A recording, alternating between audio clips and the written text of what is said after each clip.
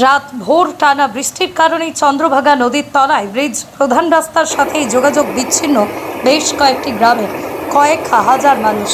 বীরভূমের সিউড়ি 2 নম্বর ব্লকের অন্তর্গত ধৈটে গ্রামের কাছে রয়েছে এই ব্রিজ। স্থানীয় বাসিন্দাদের দাবি, প্রশাসনকে বারবার বলা সত্ত্বেও এখানে বড় ব্রিজ তৈরি হয় না। দীর্ঘদিন ধরে এই ভাষা ব্রিজ দিয়ে যাতায়াত করি আমরা। এই বর্ষার সময় প্রত্যেক বছর এটি জলের তলায় চলে যায়। যোগাযোগ বিচ্ছিন্ন হয়ে যায় জানুরি, কোমা, ভগীরথপুর সহ বেশ কয়েকটি গ্রামের। সিউড়ি থেকে এই সমস্ত লোধাগুলি গ্রামগুলি যাওয়ার প্রধান রাস্তা। বিকল্প আরও একটি ব্রিজ রয়েছে কিছুটা দূরে, সেটাও ভাষা ব্রিজ।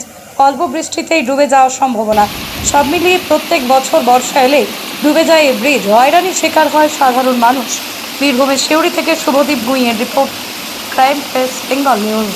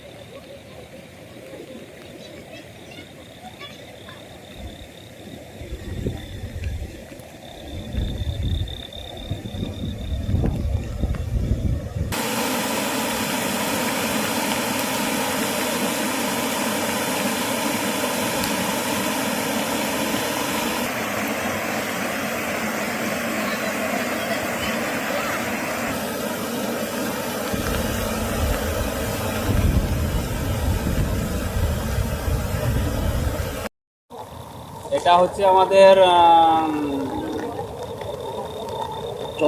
চন্দ্রভাঙা। আচ্ছা, কি অসুবিধা এখানে হচ্ছে?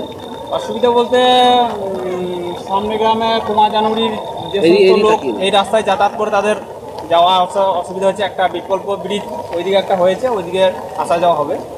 এইটুকুই মানুষকে বার্তা দেওয়া, কারণ এইদিকে না আসে ওইদিকে যেন যায়। বৃষ্টি যদি বাড়ে সেই ওই ব্রিজটাও তো ডুবে যাবে, ওটাও তো নিচু। হ্যাঁ, ওটাও ডুবে যাবে।